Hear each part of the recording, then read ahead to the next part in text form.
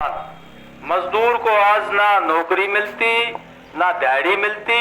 हालत ये है कि इसलिए वो इसके लिए उसने उपाय कर दिया 5 किलो अनाज दे दें, रोजगार देने की जरूरत को नहीं, पेंशन सुरक्षा देने की जरूरत को। अब ये स्थिति कर दी और पूरे देश के संसाधनों को आप देखोगे, चाहे वो हवाई अड्डे हैं, वो चाहे पोर्ट पर बंदरगाह है, रेल है, आपका कोयला है, गैस है और बिजली है, तमाम संसाधन बड़े बड़े सरमाएदारों के हवाले कर दी। और दो व्यवस्था इन्होंने कर ली कि किसान को एमएसपी देना नहीं, उसको लूटा जाए। आज अनाज के व्यापार में भी 30% हिस्सा जो है अडानी का हो गया है। बंदरगाह में और हवाई अड्डों में भी 30% आमदनी उसके हिस्से जारी है। और पूरे देश के एक टाइम था आजादी के बाद, उस आजादी के आंदोलन के बाद जो नीतियां लागू की गई, जिसको अपन मिश्रित अर्थव्यवस्था बोलते हैं कि प्राइवेट सेक्टर भी होगा और गवर्नमेंट के सेक्टर भी होंगे, उससे एक थोड़ा फायदा लोगों को मिला। शिक्षा का प्रसार हुआ, गांव गांव में स्कूल खुले, लोगों ने स्कूल बनाए अपने पैसे लगा करके, अस्पताल खुले, पीएचसी सीएचसी सेंटर खुले, कॉलेज खुले, बड़े बड़े मेडिकल खुले और गोदाम बनाए गए कि किसान से उसको भाव ठीक दे करके एमएसपी पर अनाज खरीद करके सब्सिडी दे के मजदूरों की भूख मिटानी है, जनता की भूख मिटानी है। महकमे खुले अलग अलग, ये पानी का महकमा होगा, शुद्ध पानी देगा लोगों को, ये ट्रांसपोर्ट का महकमा होगा जो यातायात की सुविधा होगा, ये रेल होंगी जो लोगों को जाने आने में दिक्कत नहीं होगी, रोड निकाले गए, ये तमाम ढांचे बने। बीमारियों से लोग मर जाते थे, चेचक की बीमारी जिसको अपन कातिक की बीमारी बोलते थे, उसमें कितने लोग मर गए। ये टीके निकाले और टीकाकरण हुआ, ये सारी व्यवस्थाएं हुई। किसान का कोई बेटा लग जाता था मास्टर, कोई पटवारी लग जाता था, कोई हॉस्पिटल में लग जाता था, कोई रोडवेज में लग जाता था, कंडक्टर ड्राइवर, कोई फौज में भर्ती हो जाता था, अर्धसैनिक बलों में भर्ती हो जाता था, बिजली बोर्ड में लग जाता था, तो खेती और पशुपालन के साथ उसका गुजारा हो जाता। अब सारी नौकरियां हरियाणा में तो एक ठेका बना दिया, एक बड़ी बिल्डिंग में कमरा बना दिया, कौशल रोजगार निगम, उसमें हर साल बदले भी गए और ठेके पर रखेंगे, कोई वेतन बढ़ोतरी नहीं होगी, कोई पेंशन नहीं होगी, कोई प्रमोशन नहीं होगा। ये व्यवस्था इस तरह की कर ली। और यही व्यवस्था अपन आजादी से पहले ईस्ट इंडिया कंपनी की देखी, वही स्थिति। टैक्स ज्यादा लिया करते किसानों से, शोषण किया करते नवाब और जागीरदार, ये लोहारू का नवाब का तो पता ही आपके नजदीक है। वही व्यवस्था इन्होंने कर ली। ये है गुजरात मॉडल कि मुनाफे की हवस में पर्यावरण का भी ध्यान नहीं है, जंगल भी साफ कर रहे हैं, पहाड़ भी साफ कर रहे हैं और खानों में जो माल है उसको भी साफ कर रहे हैं। ये पूरे देश में संसाधनों की लूट हो रही है। अब ये नीतियां कैसे बदलवाई जाए, क्योंकि पहले वाली सरकार ने भी इन्हीं नीतियों को लागू किया, ये उससे ज्यादा कर रहे हैं। होगा क्या, क्योंकि कॉर्पोरेट की जो राजनीति है वो मजबूत है, पैसे के बल पर उसने लोकतंत्र को पूरा अपने शिकंजे में ले लिया है। अभी देखोगे आप, आपके अप्रैल 2018 में एक कानून पास किया कि बड़ी बड़ी कॉर्पोरेट कंपनियां वो राजनीतिक चंदा इस तरह से राजनीतिक पार्टियों को देंगी कि स्टेट बैंक में चले जाओ, 1 करोड़ का 2 करोड़ का बॉन्ड ले लो, जिसको था उस पार्टी के खाते में जमा कर दो, रूलिंग पार्टी के खाते में जमा कर। 12,000 करोड़ रुपए अब तक बॉन्डों के जरिए जो राज कर रही है उसकी पार्टी के खाते में जमा हो गए। जो काला धन है, जिसको लेने के लिए कह रहे थे 15 लाख देंगे, उसकी बजाय वो काला धन उस राजनीतिक पार्टी को मिलने लगा जो रूलिंग पार्टी है। आपके एमएलए को, एमपीज को खरीद करके और अपनी सरकारें बना रहे हैं। ये स्थिति आ गई। और अब तो स्थिति ये आ गई कि विपक्ष की आवाज भी नहीं सुनी जाएगी। अभी जो घटनाक्रम हुआ है, अडानी ने जो लूट मचाई है, जिस मार्केट के जरिए कीमतें बढ़ा करके हमारी LIC और बैंकों का पैसा हड़प करके जो बंदरगाह और जो ने हवाई अड्डे खरीदे हैं उसके शेयरों में किस तरह बदमाशी करके सार्वजनिक पैसा लोगों का था उससे खिलवाड़ किस तरह से की है, उसकी जांच के लिए विपक्ष पिछले 15 दिन से ये मांग कर रहा है कि उसकी जांच पड़ताल के लिए ज्वाइंट पार्लियामेंट्री कमेटी संसद की बनाई जाए जिसमें सारी पार्टियों के MP हैं। वो मांग मानी नहीं, ठुकरा दी और एक सवाल पर पार्लियामेंट नहीं चलने दी। कभी भी आजादी के बाद पहली बार विपक्ष तो हुआ करता था, पहली बार सत्ताधारियों ने पार्लियामेंट नहीं चलने दिया कि अडानी की जांच ना हो और एक ही रट्टा लगा रखा कि राहुल गांधी इंग्लैंड में भारत के लोकतंत्र की आलोचना करके आए, देश की बेइज्जती कर दी इसने। इस सवाल को लेके ये सारी उठापटक चली है। अभी जिस तरीके से विपक्ष के नेता की जो सदस्यता, हालांकि हमको राजनीतिक बात नहीं करेंगे, जिस 26 घंटे में समाप्त की है एक सूरत की अदालत का निर्णय, ये अपने आप में अद्वितीय घटना है। और के उसने आलोचना करी थी, उससे ज्यादा तो मोदी साहब देश की आलोचना करके आते बाहर विपक्ष की। तो ये हालत होगी, बोलने भी नहीं दे रहे। जनतंत्र पर हमला है, लोकतंत्र पर हमला है, संविधान पर हमला है और जुडिशरी पर हमला है। आप देखोगे स्वतंत्र जुडिशरी नहीं रही तो लोकतंत्र भी नहीं बचेगा। जिस तरीके से रिटायर्ड सुप्रीम कोर्ट के जजों को गवर्नर बनाया जा रहा है, राज्यसभा का मेंबर बनाया जा रहा है, उससे क्या संकेत जाएगा कि तुम हमारे पक्ष में फैसला दे दो, रिटायरमेंट के बाद हमें तुम्हें खुश कर देंगे। ये जुडिशरी की स्थिति होगी है। यानी आपातकाल के जो हालात थे उससे ज्यादा भयंकर हो गए। कोई नीतियों का विरोध करता है, बोलता है, उसके विपक्ष के आदमी के ED का, CBI का, NIA का छापा डलवा दिया जाता है और जो भाजपा में शामिल हो जाता है वो पवित्र गंगा में नहाता है। ये स्थिति बना दी।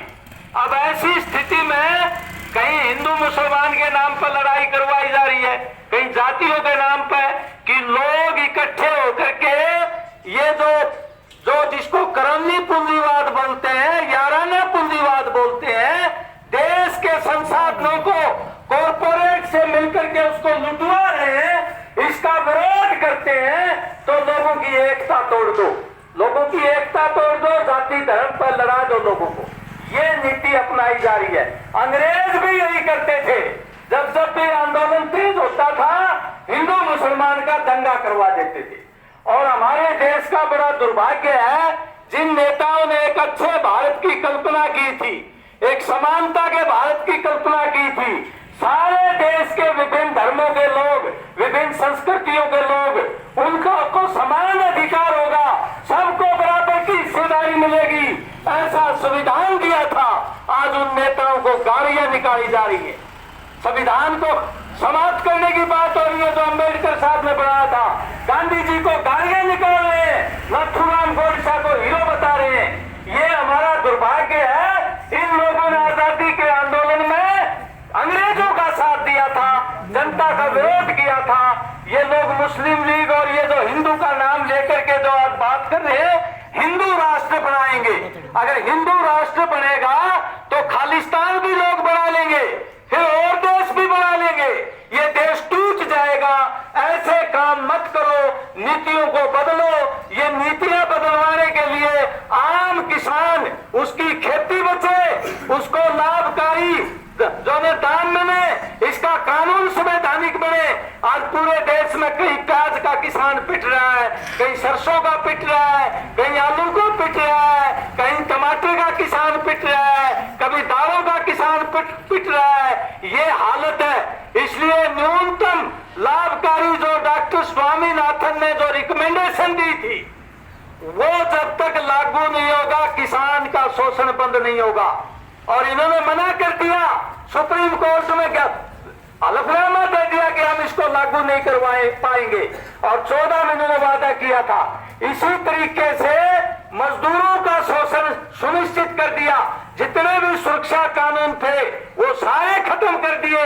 कितने घंटे काम लो, वेतन बढ़ाने की जरूरत नहीं, बुढ़ापा सुरक्षा देने की जरूरत नहीं, ये सारे हालात पैदा कर दिए। ये लूटने का इंतजाम कर लिया परमानेंट है। इसलिए अपन है रोजगार मिले हमारे नौजवानों को, शिक्षा बचे, सार्वजनिक। अब प्राइवेट स्कूलों में फीस दे रही है, देखिए सरकार कि एक बच्चे के 1100-800 रुपए देंगे, और जो सरकारी स्कूल है वहां फीस लगाई जा रही है मॉडर्न का नाम लेकर के। ये हालत हो गई है, अस्पतालों में दवाइयां नहीं है, डॉक्टर नहीं है, ये स्थिति पैदा हो गई है।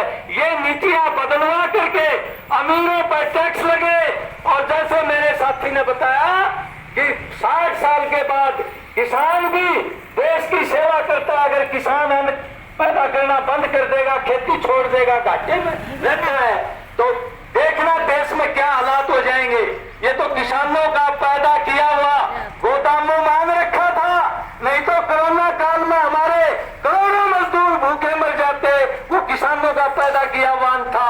याद करो उन दिनों को 1965 में जब पाकिस्तान ने हमला किया था हमारे देश को। हमने जब हमले का मुकाबला किया तो अमेरिका और ऑस्ट्रेलिया गेहूं देते थे, हम आत्मनिर्भर नहीं थे। उन्होंने मना कर दिया अमेरिका ने। लाल बहादुर शास्त्री उस समय प्रधानमंत्री थे, उन्होंने कहा कि तुम क्या एहसान करना चाहते हो, इतने अनाज तो हमारे लोग एक दिन व्रत रख करके बचा लेंगे। वो झुके नहीं, और उन्होंने नारा दिया था, जय जवान जय किसान, जवान हमारी सीमाओं पर रक्षा करेंगे, किसान हमारे को आत्मनिर्भर बनाएंगे। अनाज के मामले में हमें भीख का कटोरा नहीं लेके जाना पड़ेगा। आज उन दोनों पर ही हमला है, जवान पर भी हमला है। 4 साल की सेना की थी, कभी 4 साल की कोई सेना होती है? 4 साल के बाद वो नौजवान वापिस आ जाएंगे, उनको कोई पेंशन नहीं मिलेगी, कोई छुट्टियां नहीं मिलेगी, शहीद हो गया तो कोई कंपनसेशन नहीं देगी सरकार। ऐसी स्थिति ठेका पर था सेना में कर दी। इसी तरह वो किसान पर हमला कर रही है, उसको लाभकारी दाम नहीं दे रही, उसकी खेती महंगी कर दी, वो कर्जे मातों में तय कर रहे हैं। और बड़े बड़े जो कॉर्पोरेट है, सरमाएदार, उनके 11-11 लाख करोड़ रुपए माफ किए जा रहे हैं पिछले 8 साल में।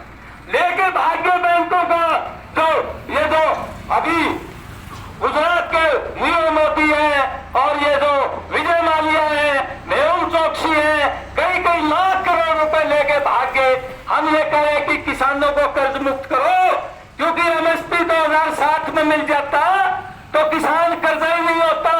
उसके 30 लाख करोड़ रुपए से ऊपर जो उसको नुकसान हुआ है, लोन तो इतना है भी नहीं, 10-11 लाख करोड़ टोटल मिला के है। इसलिए वो लोग, उन लोगों को तुम लोन माफ करते हो, उनकी टैक्स माफ करते हो, किसान मजदूर को कंगाली के कगार पर तुमने पहुंचा दिया।